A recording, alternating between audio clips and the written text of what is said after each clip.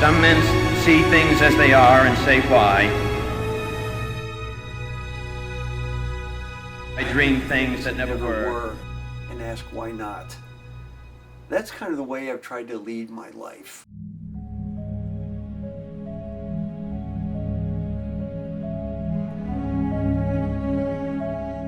When I finished undergraduate school, I was looking for what the perfect job would be, what I really was excited about, and I'd heard about a thing called the Peace Corps. I wanted to be one of the first people to do it. We were going to be sending young Americans to developing countries all around the world. So clearly this was not a popular decision. They had felt that they had sacrificed all their lives to get me through college. I didn't have to take a student loan out. And then finally it was a matter of, and you're going to do the Peace Corps. And then the questions began right on graduation day. So where are you going to do it? And I said, well, it looks like I'll be working in Peru. And they said, well, Jerry, you've never been out of the country before. What do you know about Peru? What do you know about the world? And I said, well, I'm going to find out. That's what I want to find out. I want to have this experience. And then finally, I was had all the wrong answers to all the right questions because I didn't know, and I didn't know anyone else that had been in the Peace Corps, so I didn't know what I'd be doing. And she said, why don't you let those other people who are there now, like the pirates that are there, and I know, Mom, they're pioneers, they're not pirates. They're pioneers, and I said, I'll be one of them. She says, why don't you let them go, they come back, and they see their parents, will see they're safe, and then you go. And I said, well, then I wouldn't be a pioneer, so that's why I need to go now. And she said, okay, this is your decision, and you're a man now, and we're proud of you still, but we're disappointed that you're doing this. My dad was sort of pacing back and forth, not saying anything. That's even worse sometimes. My mom was crying, and the people in the waiting area at O'Hare Airport in Chicago were wondering what this guy had done to these wonderful parents. So anyway, I was in the Peace Corps. I was there for 2 years. I worked in Peru, 15,000 feet above sea level in a place called Lake Titicaca with the Aymara Indians. No running water, no electricity. I learned a lot about myself. It was sort of a rite of passage, I guess, for a guy who's 22 years of age. And I learned a lot about what I could do, what I couldn't do. And it changed my whole life. And it gave me a whole new life direction, which I was hoping it might. I decided this is the kind of work I really want to do, but I need to learn more. So I came back and I went to graduate school, and I went to get an internship, and it changed from the governor's office in Massachusetts to the governor's office in Vermont. And I got finished with the internship. The governor said, we don't give bonuses here, but you did a great job, and if there's any one thing I can do for you, what would that be? What could it be? You can take your time and think about it if you want. I said, no, I know. I said, if you're asking me that, which I never expected, I know exactly what it would be. You're the first governor to come out for Robert Kennedy for president. This was 1968.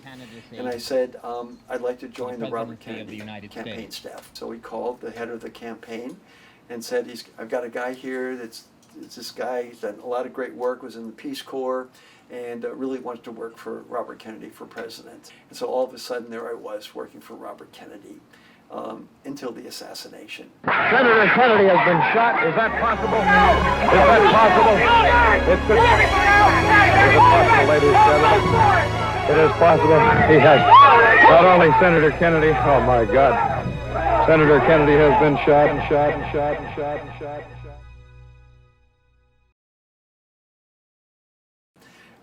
shot. I was severely affected by it. It went probably into the only depression I've ever experienced in my life, but that was the one that I experienced because there was so much writing on it, and that whole decade, all the heroes that I felt were my heroes, John Kennedy, Martin Luther King, Robert Kennedy, they were all dead.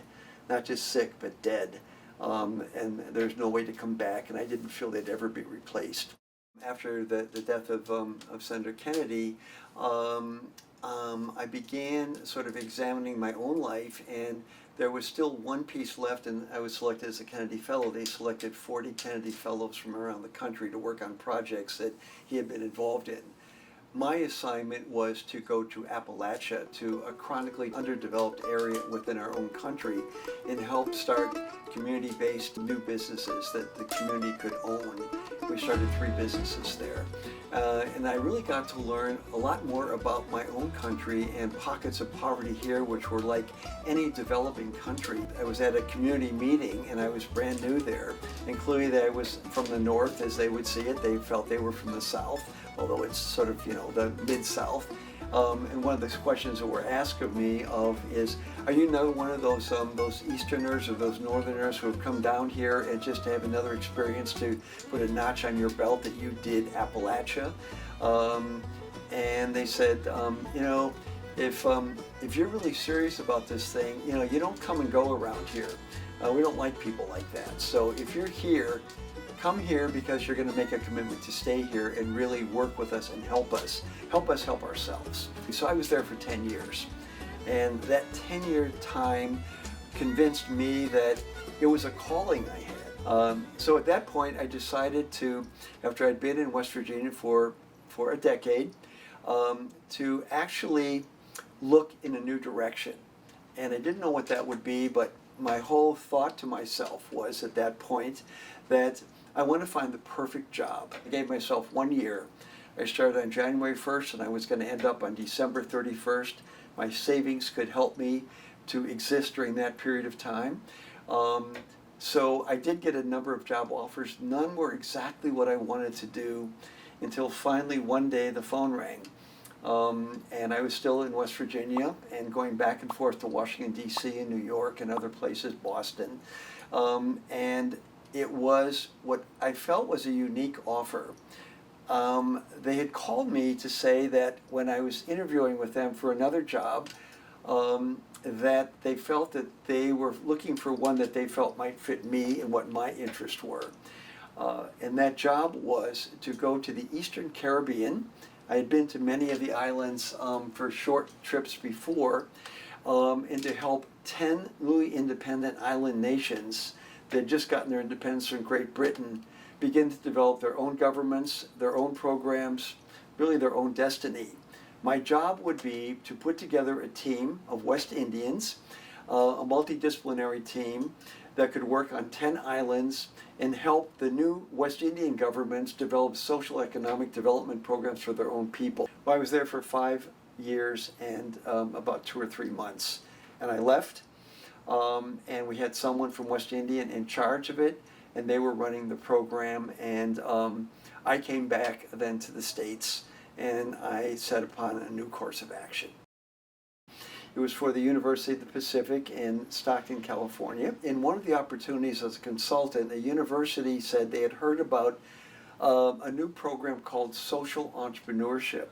And they wanted to know if I was willing to do some research for them to see if that was something that they would want to introduce to their university. So I didn't know much about it. I had heard of it, but really didn't know a lot about it. So went to work, and that became my major consultancy. I didn't take any other consultancies on. So I did a lot of research, and I found that this was a field that really interested me, and it was ripe for young people to get involved in. It was a way of showing them how businesses could be used as a way to really create a force for them to sustain their lives. One of the things that I try to explain to students is mentors are not necessarily born. You don't go and advertise for them. You ask them.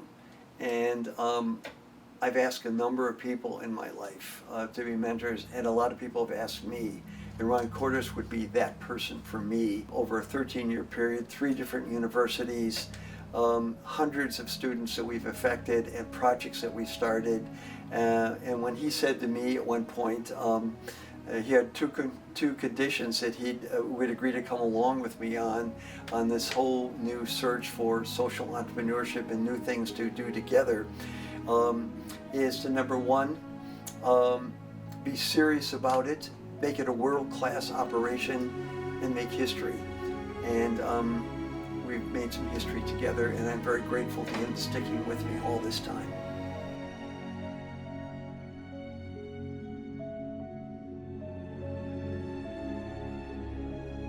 So last June you just went to the celebration of the life of Bobby Kennedy. He was a huge idol in your life. What do you think Bobby would say to you today if you were able to see everything you've done and everything you're doing now?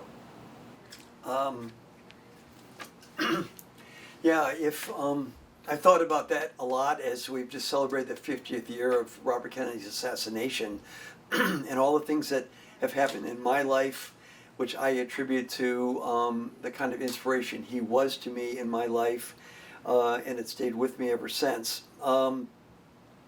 And if he were to say to me and look me in the eye and say to me, Jerry, you kicked ass. I'm proud of you. Congratulations, keep it up. That would make my day. Nice. Okay? Yeah. That's awesome. Hard not to get emotional Yeah. listening to you, Jerry. No, thank you. It's awesome. Thanks, man. Thank And you. thanks you This too, is- Ben, this for is absolutely coming up with this idea.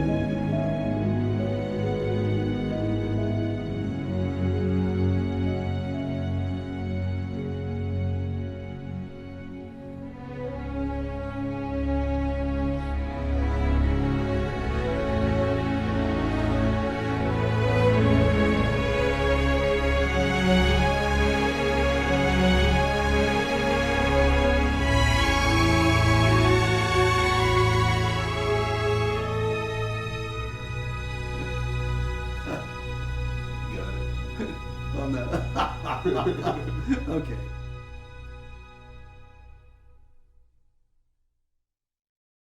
Hey everyone, my name is Ben Fagan. I was the director, producer, and editor on Jerry's documentary here. This project has become so special to me because it originally started as just a school assignment for a documentary filmmaking class, but has grown into so much more and has given me so much more, as throughout the process I was able to find a true mentor in Jerry, find inspiration in him, and find a true friend in him as well. I also want to give a big thank you to one of my best friends, Rigo Beltran, who is the true catalyst and spark plug behind this project. Rigo introduced me to Jerry as Rigo was Jerry's first GA when Jerry was here at Lynn University and I was looking for a subject to do my documentary piece on. And throughout this entire process, I was so fortunate, I'm so grateful to have built so many great memories with Rigo and with Jerry, as I'm sure so many of you have as well. So what Rigo and I wanted to do is we wanted to create a place for all of us to share these memories and to celebrate Jerry. And so you'll find a link in the description below that is a shareable link that all of you have access to upload your Jerry memories, whether that's text, whether that's photo, whether that's video, anything you guys have, so we can truly celebrate him in the way that he deserves. So I want to say thank you guys so much again for watching. I truly hope you enjoyed it just as much as I enjoyed creating it.